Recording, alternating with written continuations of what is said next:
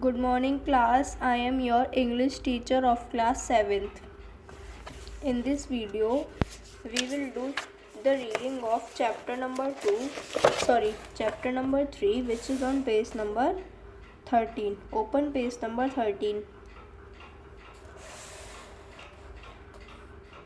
Our chapter name is The Silver Lining. In this video, we will learn or read this chapter 3. So let's start the reading. Dr. Chaman Nahal, the author of this story, was born in 1927. He is the author of novels, reviews, articles, and works of criticism. The Silver Lining is taken from a volume of short stories entitled The Weird Dance. It is difficult to assess the range and quality of human emotions. Those with smiling evergreen faces may have worm-like griefs gnawing at their existence, and a dull, idiotic-looking person may be blissfully happy. Life is a strange, humdrum affair, where even a few moments of peace snatched should probably be gratefully acknowledged. I recently had the very pleasant experience of staying at a guest house in one of his resorts. A friend of mine had earlier warmly recommended the place to me, claiming for it all the facilities which most of these boarding houses advertise but generally lack. It was centrally situated, close to the post office, close to the market, close to the bus stand, and was yet isolated and away from the common din. There was pleasant views to be enjoyed from there. It had excellent cuisine. I was well looked after by one of the most charming hostesses one could find anywhere. I discovered that the place exactly corresponded to the details described, but it was the hostess particularly. And come to the next page.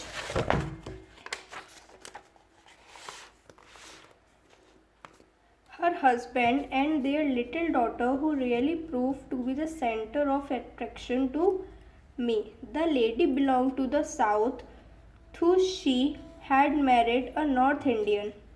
She was rather dark but had a very pleasant face, all smiles and kindness. The husband was a huge, swarthy man with large, bony limbs. He was extremely well mannered, and there was not a trace of that untempered roughness which one finds in the most men hailing from the north. Miss Bhandari, the landlady, took me in the hand the moment I arrived. She looked after my luggage, gave instructions regarding my room, had a cup of delicious coffee produced in no time, and then put me at my ease by taking to me informally about myself and my visit. It was completely won over by the family. It appeared as if I had known them for years. While thus chatting with the two of them, I became aware of the slightly built girl hiding behind the settee. She must have been about 8 and was sweet and charming like her mother. Her hair was closely cropped with straight fringes across the forehead in Chinese fashion. She was in jeans and in her half-sleeved loose jersey and high boots, looked a miniature jungle queen. I couldn't help smiling. I saw that she was staring at me. I said, "What's your name?" and beckoned to her to come to me. The girl became immediately self-conscious, shook her head, and stood where she was. I called once more and she blushed and again shook her head. After a second, she ran out. I suddenly became aware of an awkward pause in the room, and turning to look at the Bhandaris, I discovered that both of them were frowning, a painful look on their faces. Mr. Bhandari, come to the next page, squeezed the arm of his wife and said apologetically, "I am sorry, Mr. Danda. You see, our daughter can neither hear anything nor speak. That's why she didn't come to you. I did not take me long to see that this was